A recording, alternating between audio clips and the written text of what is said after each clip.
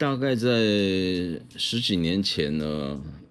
现在应该还有了，但是很多已经慢慢都不见了。自从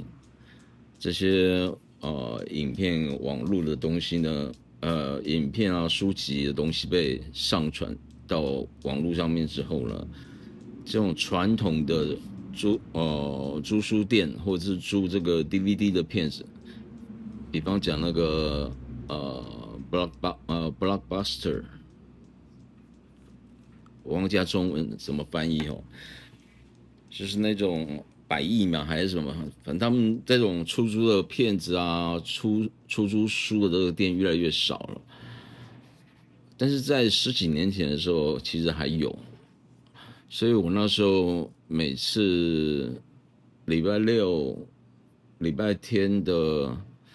会固定一个行程，就是下午我就会去这些书店里面看书。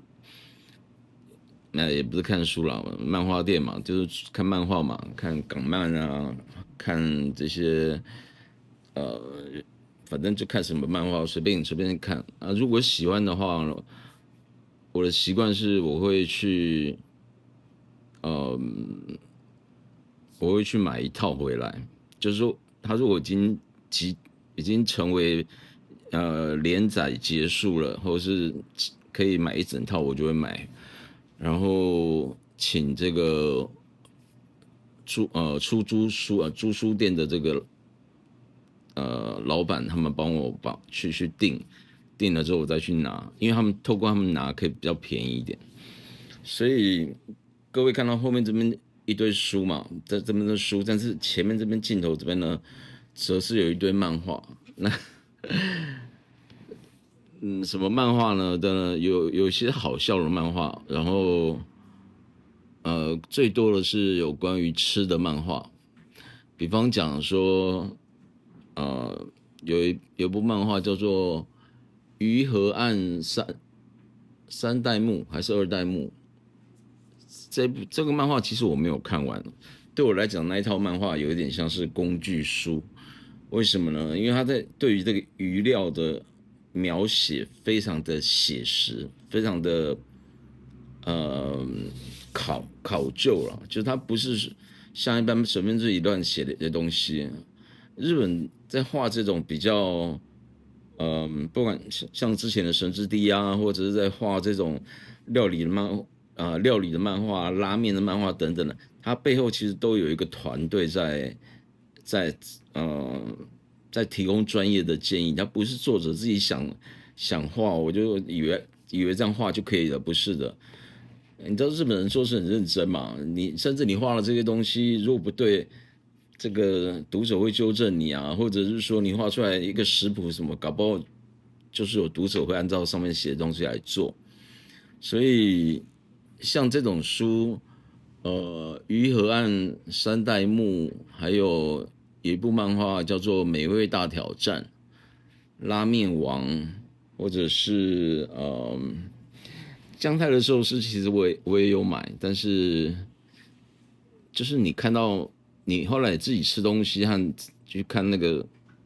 总是会觉得是有落差的啦。就是四泽大介吧，那个画家，那个漫画家呢，他比较夸张一点啊，比较夸张一点在画某些东西，但是它里面的资料其实也是很丰富。神之拿呢，就是神之滴呢，神之滴、神之拿、夏子的酒这些部分呢，当然我也有买，可是坦白，我跟各位讲，我根本没有看完，就只有买而已。像神之滴这个，刚开始看觉得还蛮好看的，可是因为自己也喝了很多酒，就喝到后面都觉得它有些东西实在是就是很怎么讲，有一点夸张了。那种夸张就是我没有说这样不好哈，因为毕竟他那个是要吸引到一些，你总要吸引读者嘛。你就像拍电影一样，你拍那个英雄片，那个什么那个阿汤哥那片子很多亲自上场，或者是说他设计很多桥段，你会觉得说一般人不会这样做，但是电影嘛，他有他必须要有的效果。同样的，这些书也是一样，就是他会画一些比较夸张的那种，比如说神之拿对酒的描述，然后那个夏子的酒的那个委赖朗是吧？那个他有画丈人，还有画夏子的酒。这个人在这个画家在日本的清酒界是很典型的纯米派，就是偏向一定是喝纯米为主的。就是说，你本酿造系的这个部分，他是看不上眼的。他其实除了画这个书之外，还有写了，也有写了，好像也是用图画的方式去写两本有关于这个清酒的书。然后那个我也有买，反正我这边的书哪边摆哪里我自己都知道，所以要找资料很方便。这两天季节的关系，就鼻子都开始过敏，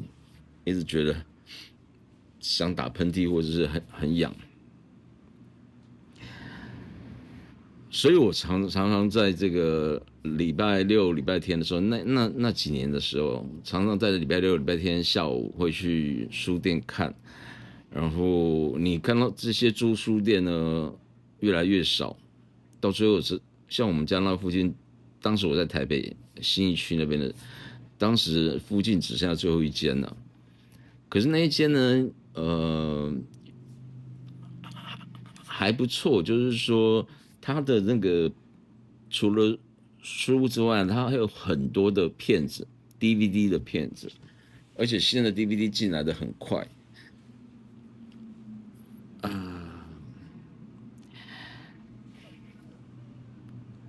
所以那时候我去那边除了说去租书，像港漫呢，很快把它看完之外呢，租的一些书，或者特别去租这个片子，因为很多片子呢，当时的串流不像现在这么的丰富。当时 Apple TV 有没有出来？好像还没有出来吧，还是刚出来。Netflix 好像也是刚出来而已。主要所以才会有很多 很多这种租书店跟租影音这个 DVD 的这个店合在一起的这种形态的组合哈。所以如果你要看电影的话，就变成是我讲看电影不是说我们去戏院去看，而是有些片子你错过了，或者是说你想要把它再看一遍，通常就是要去这种店里面去租片子。后来有那个亚裔啊什么的，那个都稍微在后面一点点的时间。我今天讲的这个事情，其实就是跟在这种店里面发生的事情是有关的，跟酒比较没有关系因为前几期谈了一些酒的东西，然后我本来今天想说我是要谈一些个人的生活呢，还是要谈同样跟酒有关，我想谈水的部分，或者是谈这个更进一步的谈这个所谓的原酒的部分，或是谈所谓Burgundy 的这个葡萄园的故事，然后顺便牵扯到跟台湾的一些传统习俗的东西，这个有关哦。但是这些反正很多题材可以谈啊，我今天就讲一点比较简单的。你看前面10分钟左右又把又讲了一堆废话。不过这个废话其实也不是废话，因为我要铺陈一些东西，就是那个时候才有这样的环境，你现在的话就不会有这样的环境。所以我其实要讲的事情是那个时候那样的环境底下才会发生的。所以有时候人与人的相遇相处呢，其实是你讲缘分就是缘分嘛，也是也是要有那个环境，那个时机点，两个人，我讲两个人不见是男与女就是你跟你的好朋友，或者是反正任何的关系都是一样，就是刚好在那个时机点你会遇到，如果没有这个时间点，然后没有那个环境的话，其实对我们两个来讲是永远搭不上线的。我那时候在这个其中一间租书店呢，他的租片子嘛，租书，因为他们要登记，总是一开始要开一个账户，然后登记你的电话啊，他会催你什么时候还书啊、还片子等等的。那最主要是你可能要放押金在那边，然后他会去扣。也是因为这样，所以你在租这片子租久了之后呢，这个他们那个一套那个电脑系统了，那是应该是统一，不知道哪一个软体公司写的哦，因为每一家大同小异，它就是会有那种你讲你的电话，然后你过去借的什么片子啊，借的什么书都会跑出来，有没有过期，或者是哪些书，甚至你已经租过了，你还要再看吗？然后他们会问你这些事情。嗯，这是十几年前的事情哦，大概至少17、8年以前的事情了。反正就是在我还不到40岁的时候，大概37、8岁的时候发生的事情。也许还要再更早一点点哈，反正就是大概就是37、8岁的时候的发生的事情，就是17、8年前的事情。那时候我在我记得我要借片子，然后就是给这个柜台的这个一个小妹妹登记。这个小妹妹呢，因为他们老板我认识，所以老板也很聪明啊。那老板是一个当时应该差不多50岁左右的一个女士哈。然后你也知道说这种我们也大家都知道嘛，你会去这种店里面去看书的，大部分都是宅男呐、比方讲我啊哈，或者是一些大叔啊或什么的，也有女生会去借啦。那女生通常都是跟男朋友一起过去的。那你找人家看店，找什么样的人看店就很重要了。就是说，他那个你找的好的人的话，其实有助于业绩哦。这个真的是没有话说哈。不会，当然不会，只是因为这个人你过去了，因为我是不会啊。但是如果说书片的这美可爱的话，那这样也没什么不好啊，对不对？因为我租了一阵子之后，这个新来的妹妹我从新来到已经到有一点不能讲认识，就是说很习惯她会在这个地方，然后她也不是每天都会来，好像都只有礼拜几就是周末那段时间会过来。那天我在租这片子的时候呢，她开始登记，登记完了之后，呃，她就问我，还问我说：“你是不是都不看国片？”我说：“国片，呃电视上就会播啊，我很少这个，我还是会看。”他说：“对，我知道，但是我看你的记录里面，全部几乎租的那些片子，几乎很少国片，几乎都没有。”我想想也对，因为早期的国片我比较喜欢，比方讲以前的什么稻草人啊，就是王童啊导的那些片子啊，或者是讲难听一点，就是说比较搞笑的那种低级搞笑的那种片子，国片我比较喜欢看。诸葛亮我就不喜欢看，我不喜欢那种风格哦。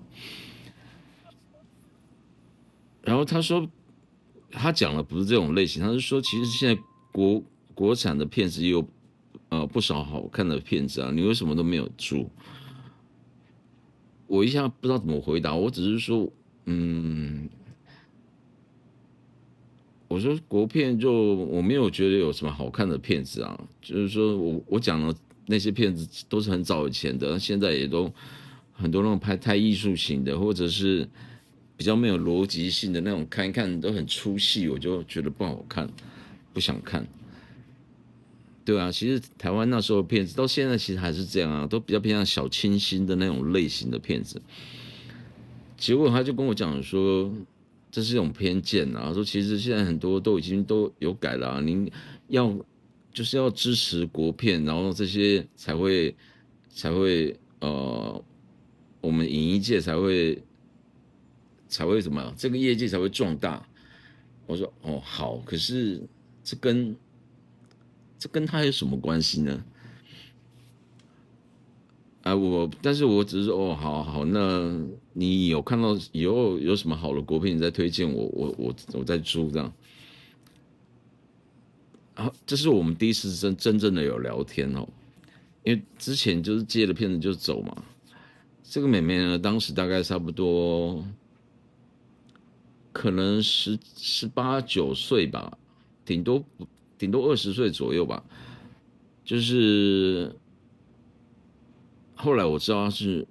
大学生，女大学生哦。她跟我讲这些资料，跟我后来看的资料不太一样，但是我不晓得哪一个是真是假，我不晓得哈。但是呢，呃，我后来每次去租片，她就会跟我稍微聊天聊一下，然后顺便讲一下，应该讲说有点像在辩论啊，比如说我觉得哪一部片子比较好看啊，然后他会跟我谈一些电影的东西，我不是什么影评，我只是单纯就是我觉得哪部片子看了会有感觉，跟他讲，然后哪些片子我觉得比较无聊，那他会跟我讨论一些东西，反正他的想法就是觉得说，你看片子不能只有讲逻辑，你讲逻辑的话呢，很多东西就会看，就是这怎么讲，就是一个理科一个文主的那种两种的观点是不一样，这没有对没有错，但是我只能讲说，也不见得是国片如此，而是很多国外的片子也是你会觉得。如果它是爽片，就是那种看完就是爆炸型啊、打斗什么，看完就算了。可是你如果是你要传达某些东西，可是又不合情理的话，这个会让我们这种人看了会觉得很出戏。比方讲说，呃，像诺兰导演那个片子Interstellar 吧，还是什么那个我忘记了，什么星际什么传奇什么那部片子，他不是演那个黑洞那些东西嘛？他背后其实是有一个叫索恩的这个得到诺贝尔的物理学奖的一个大师在背后指导哈。其实很多东西就都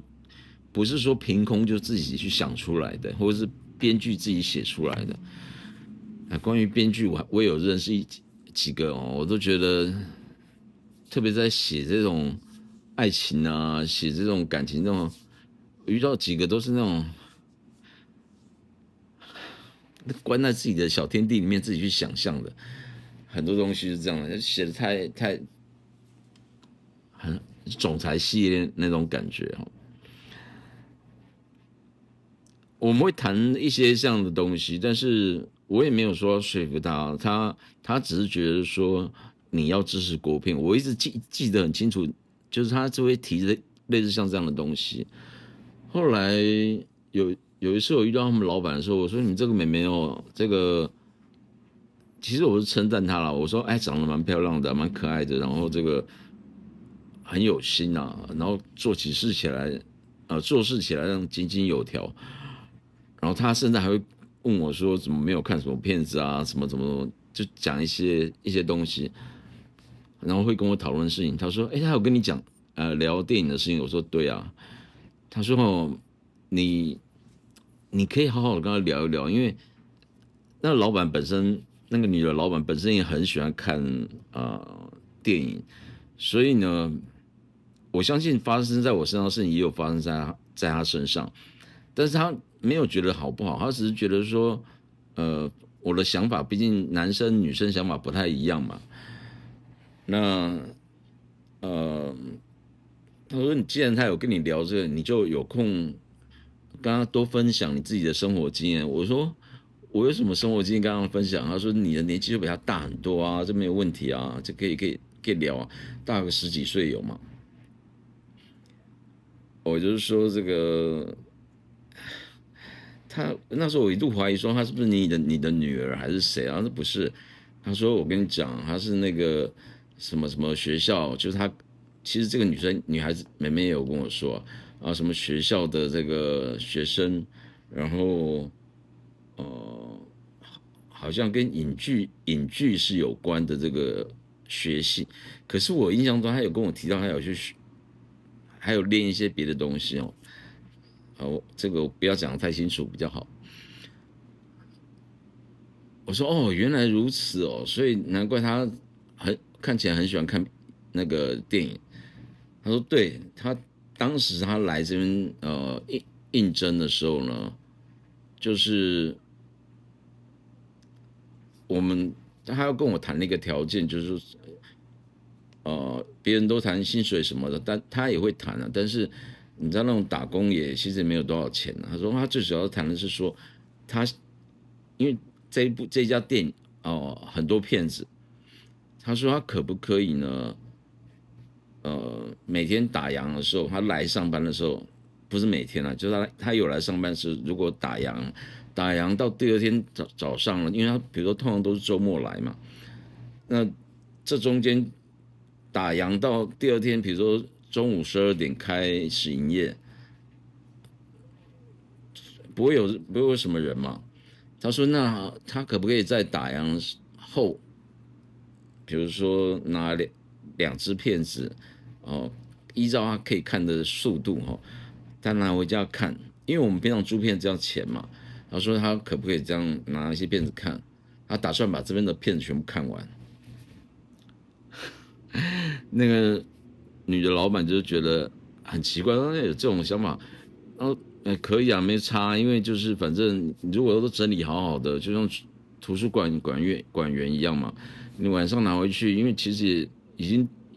你打烊表示没有出租出去嘛，没有出租出去，只要第二天开店前带回来就可以了。他后来甚至觉得说，有些比较冷门的片子，你稍微看两天也没有什么关系，所以那个妹妹就很欣然的就来到这个店上班，然后就是一个大学生也算工读这样子，但他目的是要看片子。为什么要看片子？那时候我问那个老板娘，她就跟我说：“哎，你不晓得哦？”我说：“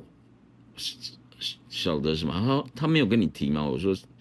提什么？我不晓得。不过你说电影吗？”他说：“这个对啊。”他说他有在演电影呢。我说演电影，他年纪这么小，他说对他算是不能算童星了，但就是刚好刚进入这个业界没有多久，因为他念的东西跟这个也是有关系，所以在当时就不算呃那种年纪当然不可能当主角嘛，但是他的确长得蛮漂亮的，很清秀，很有讲清秀也不对，就是那种很多女生看起来是男生也是一样啊，但是女生比较会打扮嘛，而且女孩子比较就有一个人装扮成这样，那他们所谓的流行，其他的人也会做类似的打扮，所以往往就是看起来差不多，包含像现在你如果打开那个Instagram、IG 哦，或者是看那个 Thread，就反正就一堆就是都健身嘛，所以那些你看那些照片呢，基本上呢脸几乎都看不见，为什么？都在拍他们侧身啊，每个都拍一样的东西啊，所以你看了，就是审美疲劳啊，久了就觉得大概你觉得你在做不一样的事情，但是其实你在做很多人大家跟你跟你一样，就大家都会做的事情那种感觉，就是赶流行啊。对我来讲就是赶流行啊。你真的一堆啊，真的一堆，不是不好，而是说我会觉得，而且女生比较会，如果觉得自己漂亮或有练得够，身材练得够好，就你说不吝于展示是一种说法，不然呢就是很爱秀自己的照片，比较少男生会做这种事情，相对比较少了哈。这我没有讲不好哈，我的意思就是观察到的现象是如此，但是她就不会是属于这种型的女生，她就是她开始跟我谈说谈电影谈什么东西，那后来我们甚至那时候有交换脸书，我有看到的一些写的东西，或者是平时的生活记录等等的，就跟一般女孩子啊，可能就吃喝玩乐那种的不一样。那时候我就觉得这个很特别，而且她其实长相长得也，我所谓特别不是长得不好看的，是长得很有型的那种特别哦。这样类比有点不太对，因为其实长得并不像。但是我的意思是说，有点像是像今天陈绮贞站在这个一众歌手面前，你就会觉得他比较特别，或者是以前的什么像胡因梦，如果站出来，你就觉得很特别。现在很多那种明星就可能长得漂漂亮亮的，长得帅气，可是混在那个大众里面就分辨率不高啊，就是你会觉得看起来都差不多的感觉。可是他不是，他那种就是站在那边，你看就是跟别人就是不一样，那种那种美，不是丑哦，是真的漂亮的，很有个性的那种的美。包括他后来接的一些广告啊，拍的片子也都是这种类型的。这是我后来才知道的事情，因为那时候我后来已经开始跟他有一点熟悉，才会交换脸书啊什么的。虽然说我们的意见都是不一样的哦，有一次他就跟我说，在跟他的老板聊过，才知道哦，原来他背景是这样子哦。后来我再遇到他的时候，我就说，哎，听说你有你的是学这方面的艺术方面的东西，然后说你怎么知道？我说你老板跟我说的。然后说对啊，所以我就觉得你怎么都不看国片啊？那我觉得没有支持国片不好啊。我就说，我有跟你提了啊，你如果觉得哪部片不错，你再跟我说吧，我再试着去慢慢接触一下。后来他说真的吗？我说都是真的，真的。然后他就跟我讲说，那边第几排哪边有什么片子叫什么名字？那部片子蛮好看的。我就说我就跑回去拿出来，然后其实我还没有决定要借，我只是去拿了之后，我跟他讲是这一部片子吗？他说对。我说这部片子很好看，我听都没听过。他说什么没听过？那是因为你没有在注意国片的消息。其实那时候我要工作嘛，那时候我还是白天晚上都有在上班啦，所以很忙啦。所以我如果要看片子那些东西，我基本上我希望的是放松，而不是看那种谈一些什么人生悲凉悲苦啊，或者是一些就是说你还要去思考的那样子的片子。后来我就说好吧，那我就借这部片子啊，你都这么推荐了。然后就跟我讲说，你知道我为什么推荐吗？我说为什么？他说因为这部片子我有演。我说你有演？他说对。我说你演什么角色？那是他前阵子拍的。他说你回去看了不就知道了？所以后来回去看的时候呢，与其说是看电影，不如说我在找那个寻找威力那种国外有一种游戏叫寻找威力嘛，就是一堆人里面要找哪一个威力在哪里那种。所以我就会注意看这个。因为坦白讲，我也不太知道他全名叫什么，我只知道他的小名，英文还有英文名字，然后来看一看骗子演到后面，他当然不是主角，因为他以他年纪那时候不可能当这种骗子的主角，但是看一看，我就看到里面果然就是他，里面演的是一个学生嘛，比较符合他的年纪，看起来演技也是有一点还不错了，但是有点青涩。其实我觉得当时国片最大的问题是演员演戏演得太用力了，然后第二个就是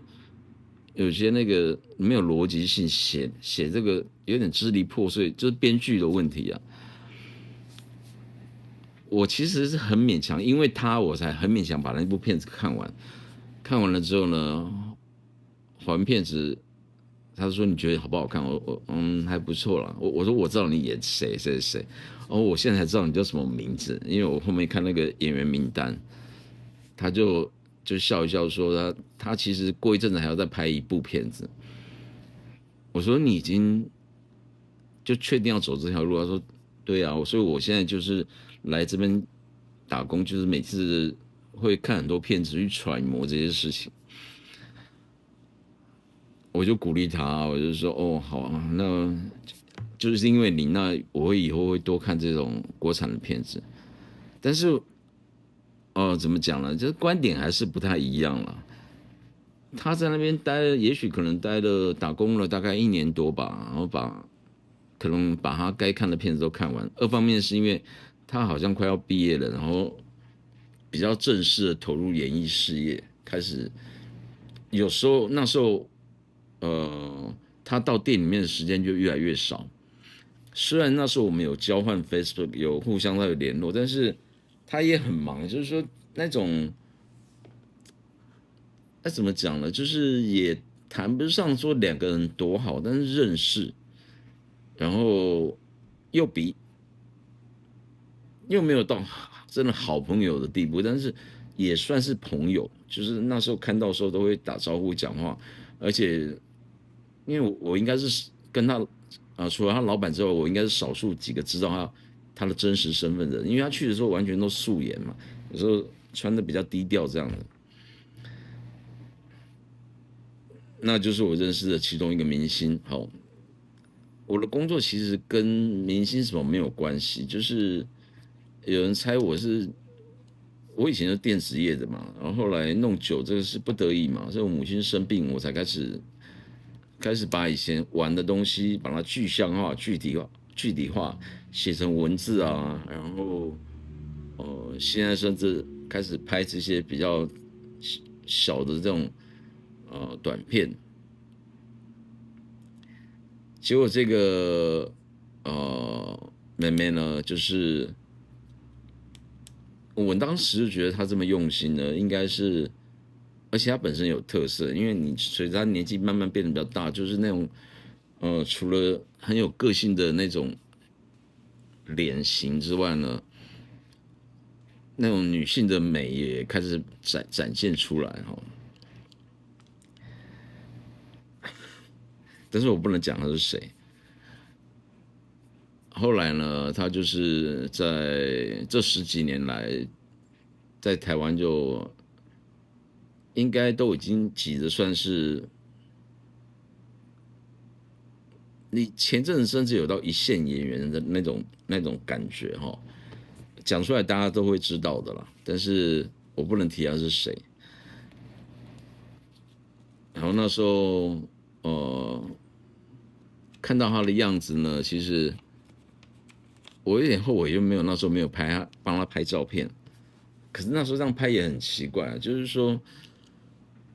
而且那时候我那时候可能是应该有女朋友吧，只是那阵子我自己的生活也蛮乱的，就是说没有，就是他对我来讲是一个小插曲，就是我没有那么用心在那个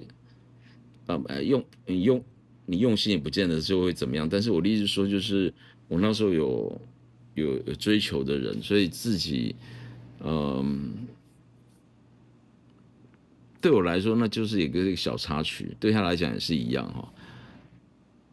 反正你问我，如果有人问我，少数几个跟我比较熟的朋友会知道，我认识他，但是现在已经都没有联络了，因为就是也没有很熟到那种地步啊。只是后来我知道他的消息，大部分都是看那个，因为他的那个 Facebook 他也换掉了，就开始经营他们自己的像粉丝团啊或者什么东西的，那我就没有再去联络了，因为那时候我母亲后来生病，我自己也忙我自己的东西，所以比以前更忙，所以根本也没有时间联络。后来那间店也收了，收的时候他还有一些DVD 特卖，我还去挑了一些片子出来。那时候不晓得说串流会这么的红，只是说，可是你看串流像网飞啊，或者是那个HBO Max 啊，或者是Disney 啊，Disney Plus 这些，它不是每部片子都会有，他们也是轮流在上面会播的，并不是说，除非是他们这个电台自制的片子，是其实这个所谓 DVD 这种影片呢，它进入某个区域，比如说远东区，或是进入华人区什么，他们也都是有这个跟买酒卖酒差不多，就是因为他要做字幕啊，然后他可能就这一批印完了之后，他不会无限量印的，他就是一次可能就是这不讲第一版吧，就是我这一批可能我们叫 DVD，我们是3区嘛，我可能就是只有5000张片子，然后到台湾来之后就是这边有几张啊，那边有几张，大家分一分这样子，不是分一分啦，就是有定的，然后会拿到这个片子，所以这个片子是他们是买断的东西哦，所以有些片子老的片子在串流还没有出来之前，老的片子除了盗版之外，不然的话你要买正版的，其实都还是要去光华商场那边去买。当然，光华商场那边很多盗版的，但是我是说，你要买真正的正版的，那边也有卖正版的那种。你要收集的话，其实我这边有漫画，后面是书，这边也是很多书啊。在那个地方那个角落那边呢，我有一排也是我收集的 DVD 的片子，因为当时没有想到以后会有这样呃串流的服务，所以我不过即便有串流，有一些片子也是找不到。像有一部片子，呃，那好像叫《A Lonely Guy》吧，lonely 寂寞的人，还是 the lonely guy，the lonely guy，还是 A Lonely Guy，我忘记了，反正就是寂寞的人。我不晓得中文怎么翻译哦。这个之前是偶尔在那个第四台的那个，反正什么电影台什么看到的那部片子呢，有一点黑白片的感觉，但是他是刻意这样拍的，很好笑，而且应该讲说，如果就是你心情不好，会觉得想要打发时间的话，那种片子如果有买得到，我就会买来，就是会看。可是那个买不到。另外一部片子我推荐的是《午夜狂奔》，就是那个劳勃迪尼诺演的早期的片子，Midnight Run 啊，《午夜狂奔》。《午夜狂奔》后来连恩·Nelson 他有拍一部类似的，但是名字类似，但是其实不一样的，完全风格不一样的。我讲的不是Liam Neeson 他演的那一部，我讲的是 Robert De Niro 演的《午夜狂奔》的片子。那时候他还很年轻，那片子好像是1988年吧，1988几年的片子。那部片子我有收集起来，就是心情不好的时候，有时候看，而且都把它看完。虽然我都知道剧情，但要演什么东西啊？然后Lonely Guy 是谁演的啊？Steve Martin，史蒂夫马丁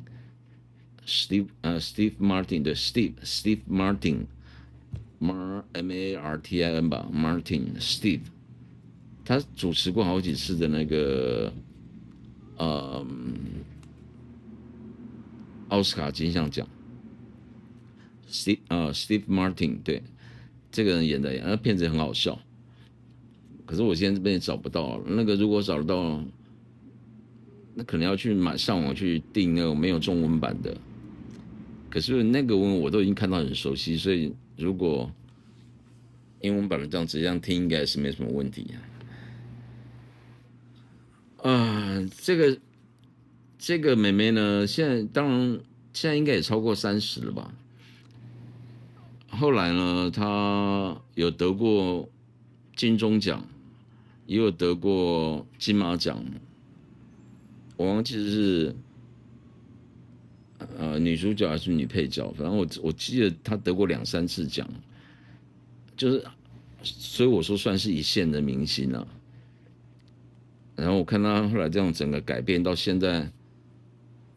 我就有时候就会蛮怀念说，其实人生很多东西很难讲，就是你什么时候遇到谁你也不知道，然后遇到谁你也不知道他未来会怎么样，或者你们两个未来会什么样子，那就擦肩而过的那一瞬间，可能那一瞬间我所谓那一瞬间，就是以人生来讲的话，可能就那几个月，或者是那1年、那2年，你们两个是不是平行线，而是会有交汇的点，只是交汇的点呢，会产生是碰撞还是火花，还是说只是偶然间的你人生中的一小段，对他来讲也是，我们都不知道嘛，对不对？所以，呃，我也不知道该讲什么。我是觉得说，你看现在如果说真的要去认，也不太可能再联系了，因为其实已经差很多年很多年了。总而言之呢，就是过去的就是过去的事情了。以我来讲，不管是刚刚讲的这种与人的相遇，或者是说，好吧，我们把事情扯回来哦，你跟某瓶酒有没有缘分啊？对不对？有没有人你自己有没有？有时候你看到很有名的酒，你不见得会喝得到哦。我用一个简单的事情做结语就对了。我之前去意大利玩的时候呢，那时候还是会去看那种所谓的我前几期有提过，就是 Wine Spectator 酒观察家呢，还有 Robert Parker 他们的故事，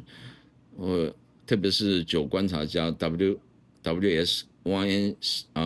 Spectator，他每年的差不多11月左右就会出12月那一期，就是所谓的Top 100 Top 100，他会选出年度的那个100款的酒，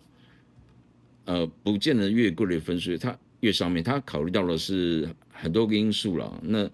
你也可以简单讲，就是 CP 值的关系啊。但是无论如何呢，能够上100大的酒呢，基本上酒商都会特别标明WS 第几名，几年份的是第几名。那中间其实还很多故事，以后我再谈。我要讲的就是说，那时候我人在意大利，在旅行，跟我当时女朋友，然后100大出来了，所以我就看一看，我订 Wine Spectator 嘛，我看到这有几瓶意大利酒，我想说我就在意大利找就好了，结果呢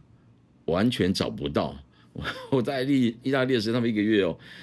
就是从北找到南意大利我没有去，最主要是北意大利，还有到中部到罗马那个地方，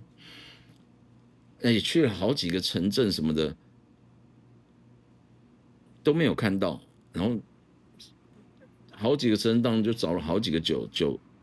卖酒的地方嘛，都没有看到。就是那个 Wine Spectator，就我找不到。后来我问当地的某一间的那个酒商，他跟我说啊，这种酒就是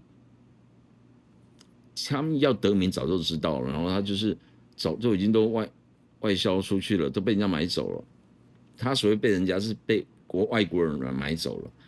他说他在他们本地也买不到，所以你说这背后有没有一些对不对？有一些隐藏的故事，我们不晓得嘛，我们不晓得。然后我记得最好玩的是没有买到，然后就觉得有点可惜啊。然后我人又在意大利，没有买到。在我要回台湾的可能前一周吧，还是前10天，因为我有带电脑出去，然后晚上在住的地方旅馆那边收 email 的时候呢，就收到台湾的酒商寄给我的信，因为我当时认识很多台湾酒商，他们都会，反正我是客户嘛，他们现在有什么酒啊，然后你要不要买啊什么的，我就在上面看到我找不到在当地找不到的酒了，台湾厂商发信息跟我讲，跟我说，百大第几名的什么什么酒，意大利的哪一支酒呢？多少钱？就是我要找的酒，